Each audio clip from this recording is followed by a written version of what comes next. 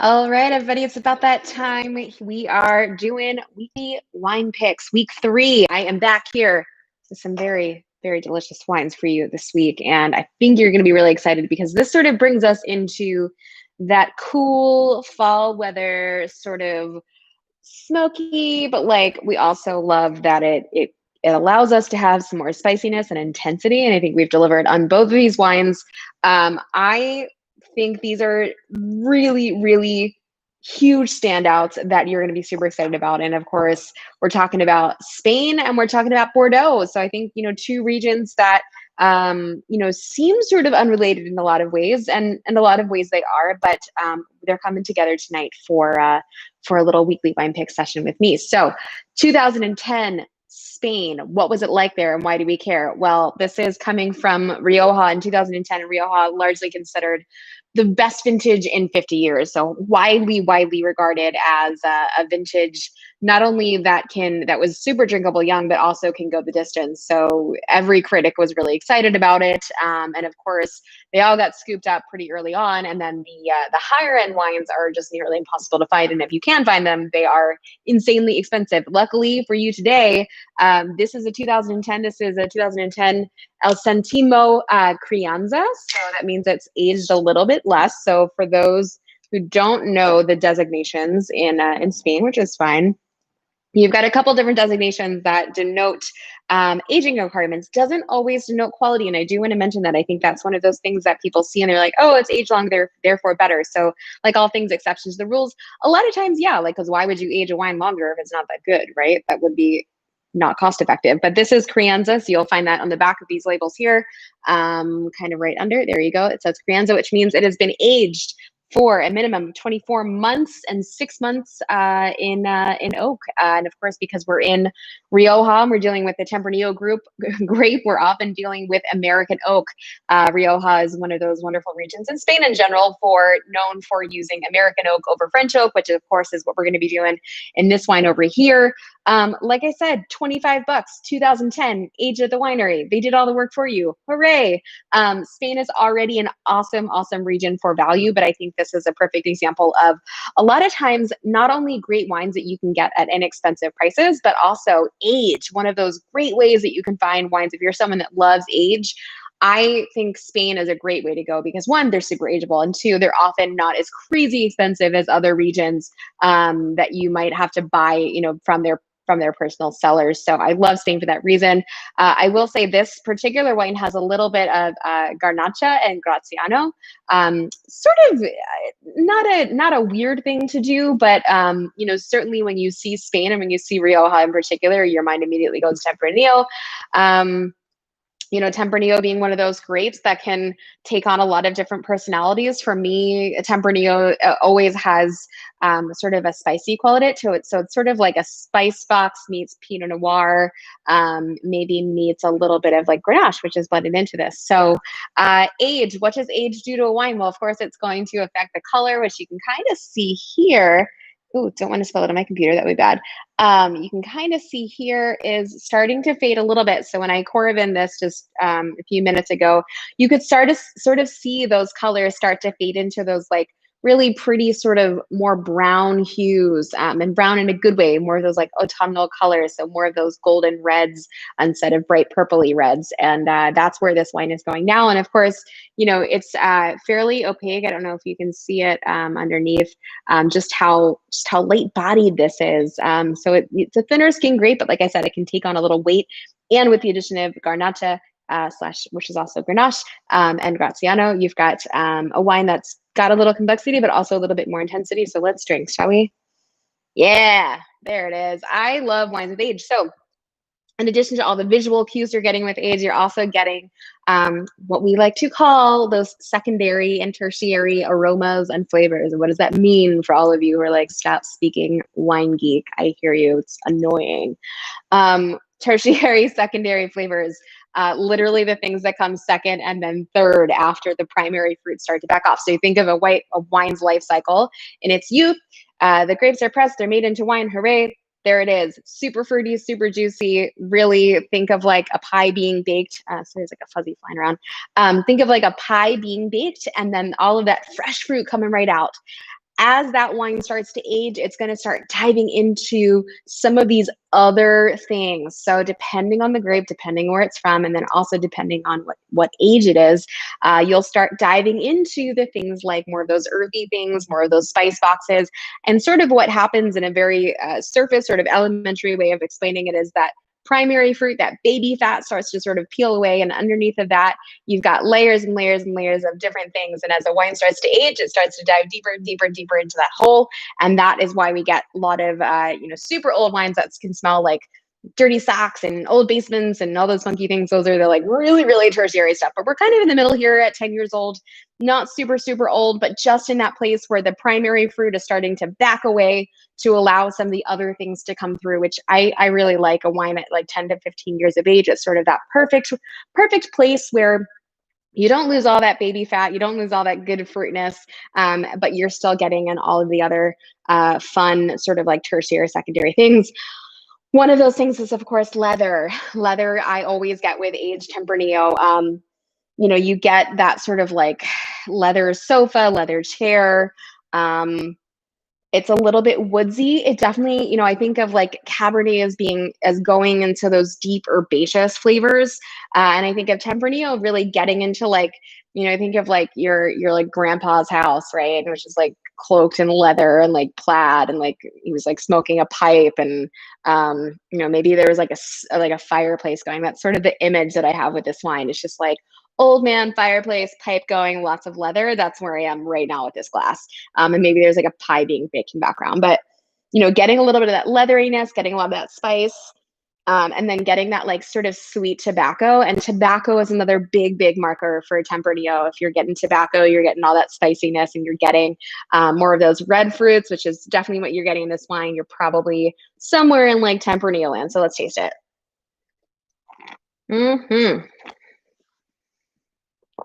Yum. Pretty light, but deep.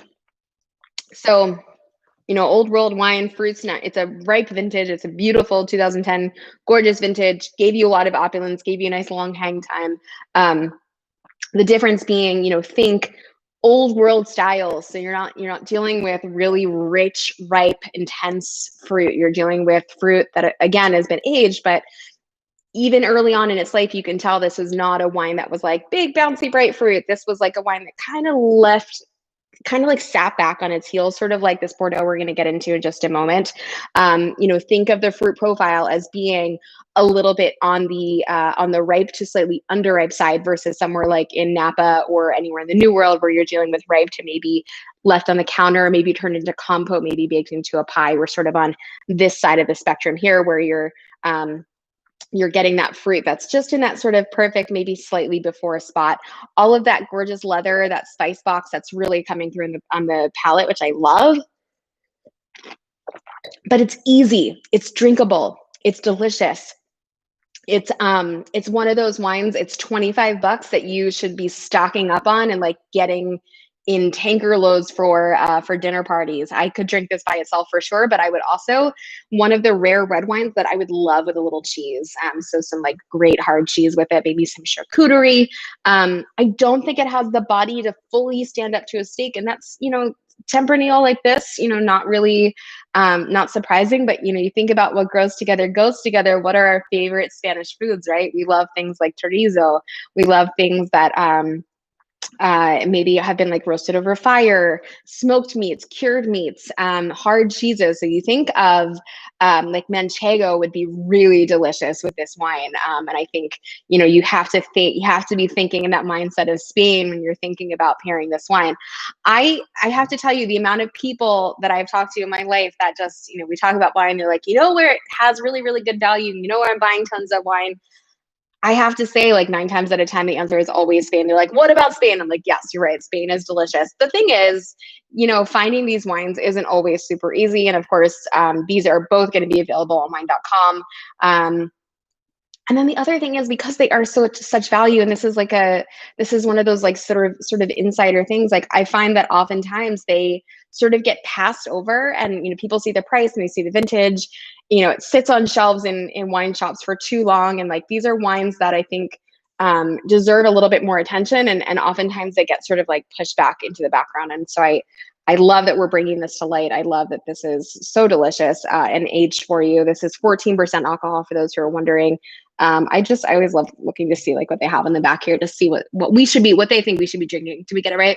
Cheese, tapas, meats, pastas. I'm going to disagree with the pasta thing. I don't think it's delicious with pasta, but cheese, tapas, meats for sure.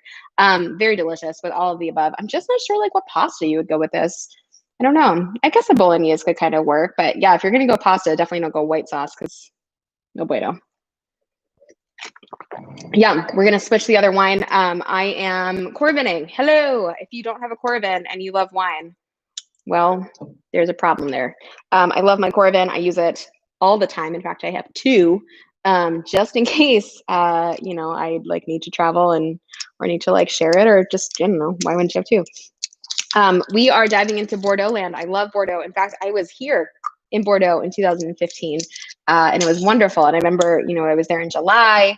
It was warm. I went for runs in the morning and then like pretty much stopped after like a mile and a half because it was so darn hot even early in the morning, which is kind of unusual for Bordeaux. But this is 2015, a praised vintage. And if you've never seen a Coravin in action, well, you just watched me. It literally goes over top. This is a Model 5. For those of you wondering, there's a couple different models. So you don't ever have to even like squeeze the clamps. It's just got the smart clamps.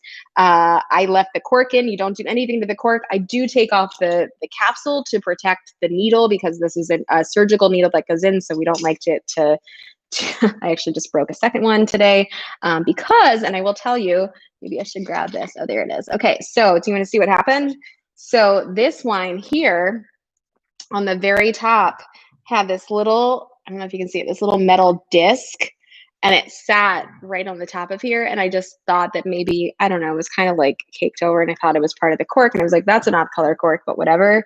And then I went to go push my needle through, and that happened. So don't do what I did. Make sure you take that off or you will cry like I did. But anyway, so that just fits right over top of, it goes on any sort of wine. The only thing it doesn't work for is champagne and screw top. They do have an option for screw top though, where you can like replace the screw top, and it's not perfect, but it's better. And I've had great success with the longevity of these wines. And then you just flip it over, you do this, you press the little thing, and then out it comes. And basically what's happening is as the wine is coming out of the bottle, it is being replaced with argon gas, which is a neutral gas, but it's heavier than oxygen, or so I'm told. I don't know. I've never done the actual test. And then the argon replaces the oxygen so that you don't have a situation where your wine is prematurely aging inside the bottle.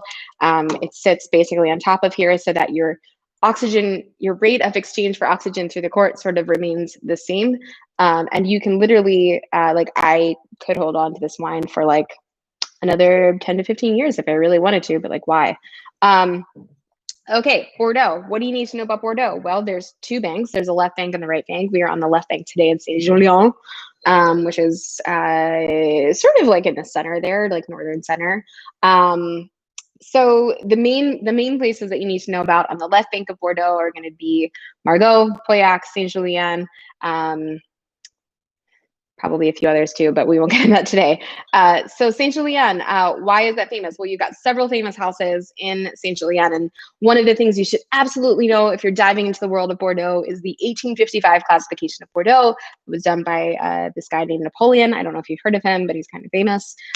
Actually, famously, before Napoleon did the 1855 classification, Thomas Jefferson allegedly wrote it down on paper before him, and that was the inspiration that Napoleon drew from that. Anyway, Napoleon gets the credit for the 1855 classification, which basically said that these five wineries in Bordeaux, they are the best of the best. And then you have the second growth, the third growth, the fourth growth, fifth growth, so on and so on. This was not classified because in 1855, Chateau de Glana, not around. They weren't founded until 1870. So they missed it. But had they been around, it is likely they would have been included in that classification as, you know, potentially like a third or fourth growth, maybe even higher, who knows? But they sit right between several wineries, several chateaux that are included in that classification, namely Chateau Bechevel, Chateau Ducreux-Beaucaillou, Léoville-Breton, and it sits in that little hamlet there. And I actually stayed not too far from there, so you can kind of see where it is at Chateau Lagrange, which is really beautiful in the heart of Saint-Julien. And this appellation we love. One of my favorite wines of all time is the Grand Rose, also from Saint Julien, and sort of sister property to a few others. But actually, I think Chateau de Clano is getting some of their grapes from the Chateau de Grange Egdegas. So anyway, this is one of those rare Bordeaux wines that you can get for a steal because it's not included in the classification. It still flies under the radar. And the thing with Bordeaux is it's not famous until someone makes it famous. And so things can just fly under the radar for like in perpetuity, versus somewhere like Napa, where like, it would be super easy for me to say, hey, there's this really fancy winery called Scream Eagle, and right next door is this other winery called Rudd.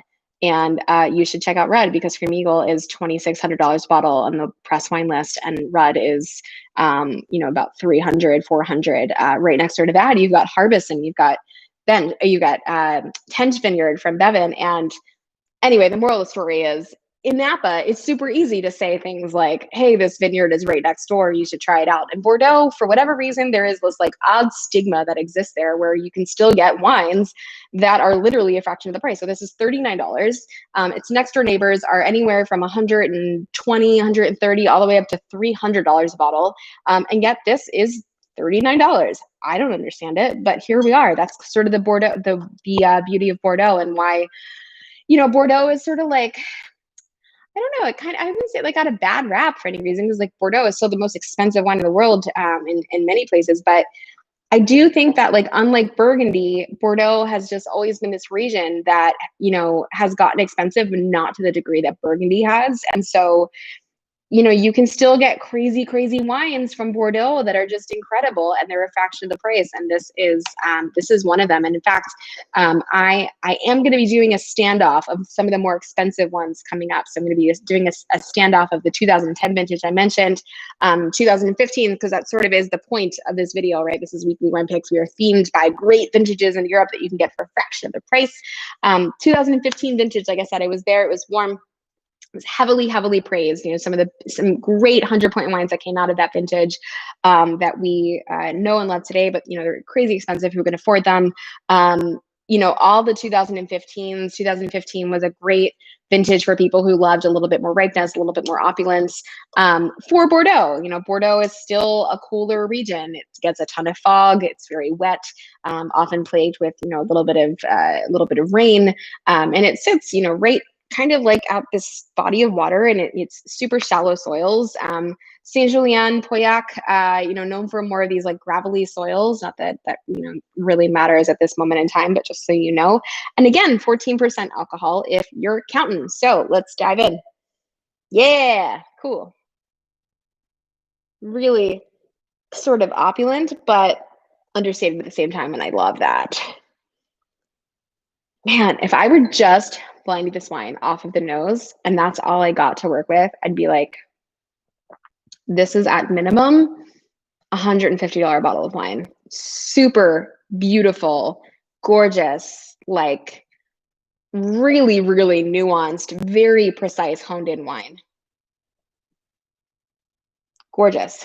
I mean, just deep, complex, all the things that you want on the nose of a wine that just make you go like, okay, like I'm paying attention. I hear you. I see you. Like, let's do this.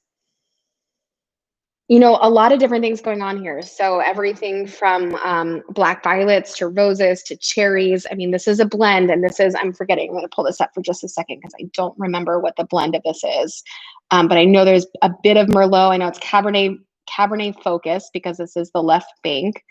And where'd you go? Okay, Cabernet Sauvignon and Merlot. So 60% Cabernet Sauvignon, 40% Merlot. No surprise there. I mean, all the red and purple that you're getting from that Cabernet, and then it's a little pruny, and in a good way. I think those purpley flavors are kind of coming from that Merlot.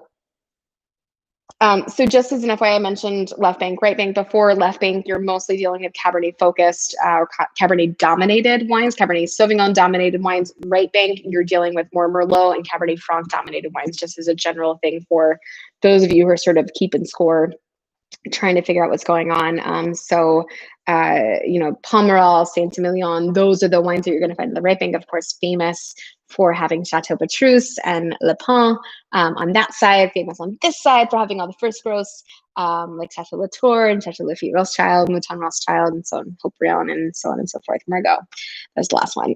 Let's taste this wine because I am intrigued. Oh yeah. Yeah, I mean, deep, violet, bouncy.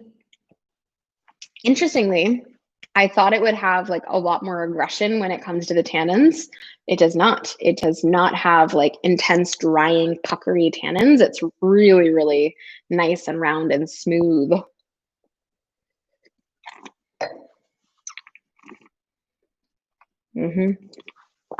So structure for sure, but fine silty tannins. So not the ones that kind of like claw at your mouth.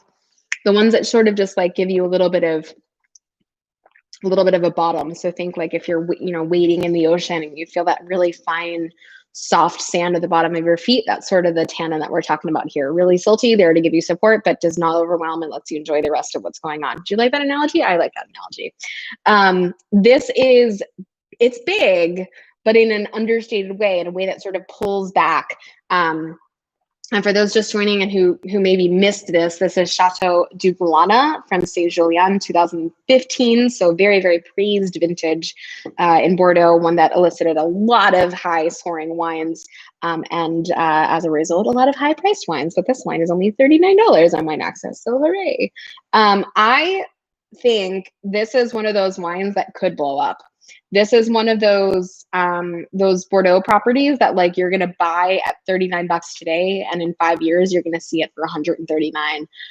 No hyperbole. That's just the way that Bordeaux works. It just you can kind of get in sometimes and like grab some wines that that are still flying under the radar, and this is definitely one of them.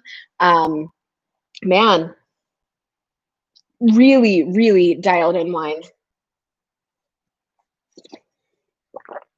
It's deep, it's complex. It's still showing very youthful. And I think this is a wine that I would like to see with a little bit more age on it. But it's, it's not overwhelming. And I think, the fear sometimes with Bordeaux that's a little less expensive is that you're going to get these sort of like disjointed, weird wines that maybe, didn't have enough oak treatment. This is like sort of perfectly sits on where it wants to be. It's a wine that has, just the right amount of oak, just the right amount of extraction. But I think it's a wine that can go the distance. And you guys just saw me Coravin this, so I think it could benefit from some time in decanter. I don't love decanting young Napa, but I don't mind it so much for Bordeaux. I think Bordeaux, to some degree, can sort of handle it better. And right now, as much as you're getting fruit, like keep in mind, this is old world wine. This is as old world as it gets, right? It's Bordeaux. This is what our grandfathers drank, or someone's grandfather, probably not mine. This is old world in every sense of the term. So understated fruit, more of an unripe fruit profile. Even though we're in a warm vintage and we are getting more opulence and more intensity, we're still in Bordeaux. It still is not a region that can get the ripeness that we're getting in Napa Valley or in South America or maybe in parts of Australia. Bordeaux is still, to some degree, a cooler region. I will say, like I said, I was in Bordeaux in 2015 in July and it was hot. But it did, it does cool off a bit at nights. And so it's, it doesn't stay that way forever. Man, just intriguing nose. And I think as this opens, this is something that like the palate is just going to start coming out of its shell. I encourage you, as we're wrapping this up, to ask questions if you've got them now, and I will be happy to answer them live here on our little session here. I'm going to go back to this Crianza. In fact, I think I might Coravin. Yeah, Coravin just a little bit more, just to give it a little refresher, just to see where we are. Like I said, this is $25. The other is $39. Do keep in mind that sometimes with this device, that argon can sometimes get these wines a little wonky. So do give them time. And I think this is actually, as we're maybe moving back to this, let me just pour a little bit more in here, because I think sometimes, I don't know if this is the correct science in this or not, but sometimes I feel like that argon, you see it kind of like splash out of there. I think sometimes the argon can sort of leave this like blanket on the wine, and it, sort of mutes it and dampens it for a minute. So, I think if you're going to Coravin, especially wines like these, either Coravin them into your glass and let it breathe for just a moment, or grab yourself, it was funny, I was actually looking them up today, grab yourself a decanter or grab yourself some Erlenmeyer flasks and Coravin them into your Erlenmeyer flask and just sort of let that breathe. Yes, the Erlenmeyer flask that you were using in chemistry class in high school, the same one. Those are great decanters, and they come in like, sort of single serving. So you can get them in 150 milliliters or 50 milliliters if you want, super tiny amounts, but 150 milliliters for single serving. Obviously, if you want a full bottle in there, you're going to want a full liter one. You've got 750 milliliters as a reminder in your full bottle. And I will be getting those because I think, for purposes of this exercise, since I will be Coravining these wines, I think having them open just a little bit longer is going to be beneficial. So let's see where this wine is now.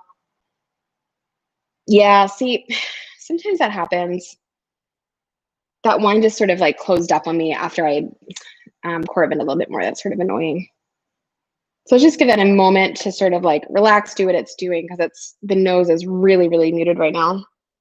And this seems okay. Sometimes it just happens. Sometimes it is like as a user thing. So really what you want to do is after you pour that wine, you kind of want to like lift it up so that you don't squirt any more of that argon back in there. So that was probably my fault. I'm going to stay with this Chateau de Clano while this is trying to figure out what it's doing with its life. And I'll tell you guys about a few other things that's going on. One of which is I'm hosting a podcast. Hooray. If you haven't heard yet, I am a host of Wine Access Unfiltered. And I think I should also clarify while I'm on here, I did leave press back in February, early March, right before COVID, completely unrelated, to focus on doing these things, focus on being on YouTube, being on Instagram, creating content, which I love, and I'm thrilled to be able to do it more full time now. I am contracted with Wine Access to do their podcast, though I do not work for them. So I just wanted to make that clarification because I have seen a few people comment and a few people ask about what's going on with my affiliation with Wine Access. So I just want to clarify that I do not work for them. They do pay me to do their podcast, and then they are my official retail partner. So anything that I do with online wine retail is going to be Wine Access because I love them. I adore them. Everything that they do is just so in line with how I think we should be handling wine for consumers, shipping wine, sourcing wine, all of the above. I think they're just wonderful at what they do, and it's such a natural fit, and one, frankly, that I've been trying to find for such a long time. I think a lot of you know that my original weekly wine picks was with wine.com, and I was not happy after working. I was never working with them. I wasn't happy with how they were shipping wines. I wasn't happy with, I can't tell you how many times I had bottles arrive that just were a mess. And I just at a certain point was like, we've got to find something else. And so Wine Access has been that company for me, and hopefully for you. And I've gotten so many messages and DMs from people who were like, man, I just love ordering wine from Wine Access. They always do the right thing. If you don't love the wine, you call them up and they're like, yeah, no problem. We'll cut it cheap out. It's no problem. Which I think is great, and it's how it should be. And then as far as shipping the wines, always when it's warm, they're cold packing, they're getting it to you as fast as you can, and they're sourcing it directly from winery when possible. So I love them. I love everything they do.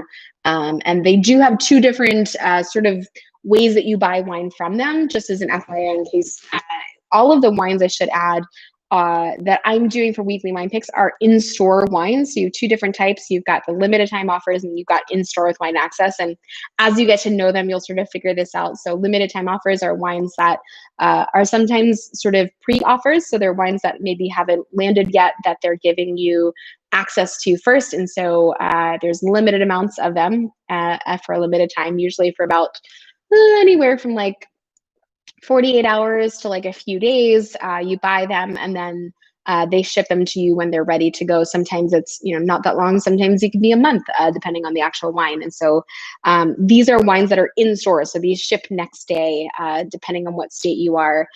Florida, just an FYI, Florida, super delayed. I don't know what the heck is going on down there, but Florida is like 2 weeks out. So if you're thinking about Thanksgiving wines, I do highly recommend you start ordering them today, because for some reason getting wines in Florida is a logistical nightmare. And yeah, there it is. Yes, Rioja, Kurt, Lopez de Heredia. Yeah, another, I think when we think of Rioja, we think of those producers like Lopez de Heredia, Chateauneuf, Vega Sicilia. I think, those are wines even at a super, super high caliber, right? Even if you were to get the best of the best of the best, you're still talking about wines at a fraction of the price that you can get in Bordeaux, Burgundy, and California to some degree. So I think that's awesome. So let me rewind back to this wine, see how it's doing. Yeah, it's coming back. Sometimes they just kind of get weird on me. I don't know why. And this wine did sit out for just like a few more minutes than the other one did. Yum, simple, but like not simple at the same time. Easy, delicious, quaffable, all the things that you want in a delicious red wine. I can't wax poetic about this wine because it's just like, it goes down so easy. And if you're someone that's just like, I just need something delicious that's not going to like rock the boat, this is probably going to be a wine that you're going to want to grab a few bottles of, or, even more of. This is a great Thanksgiving Day wine. I mean, a wine that goes well with turkey, with all of your sides. And I think, could please many different palates, especially if you've got lots of people with like dissenting opinions, and who doesn't at Thanksgiving, right? The Vinga Tondonia, yes, your go-to Rioja. I have not had the rosé like you, but I know there are some devoted fans of their rosé. I have to say, like, I've heard the rosé is like a little bit on the how do I put this, like the reductive side of things, like slightly natural side of things. So it's like not super my jam probably, but I would love to try it sometime. And then oh, you were legit scared that was Silver Oak. Why were you scared? Don't be scared. Silver Oak is, Silver Oak. We love the icon that is Silver Oak. And you know what? I had it the other day, and we had it on the podcast. It was delicious. It's a lot of American oak, so it's, it's not for everybody. But I will say there is like a through line there, because they use American oak. This is American oak, and most Temperadinos from Rioja are. So there you go. I think that's maybe all I've got to say, because I am getting a little tipsy because I'm drinking on camera. So that is all. I have a podcast. It's called Wine Access Unfiltered. And if you haven't subscribed and listened to all the episodes, well, I recommend you do so, because they're really, really fun. Our first guests have been Tiki Barber, Nomar Garcia Parra from the Red Sox, Carly Pierce, who's this wonderful country music artist, and then Brad Williams, who is a comedian. And we've had so much fun. We drink wine on the show. We talk about lots of different things, and it is a lot of fun and a very good time and great conversation. And it's sort of like, ebbs and flows between wine talk and other things. And so it's great for a lot of different people. So I'm going to wrap it up. I'm at the 30-minute mark for sure. And I'll see you all next week. I actually don't know what the theme is. So if you have any requests, put them in the comments below, and I'll see what I can do. So I'll be back next week. And I will also have an additional live next week that I think you're going to be excited about, but I'm not going to tell you what it is until I announce it on Instagram tomorrow. So if you want to know what it is, follow me on Instagram at SOMMVIVANT. See you later.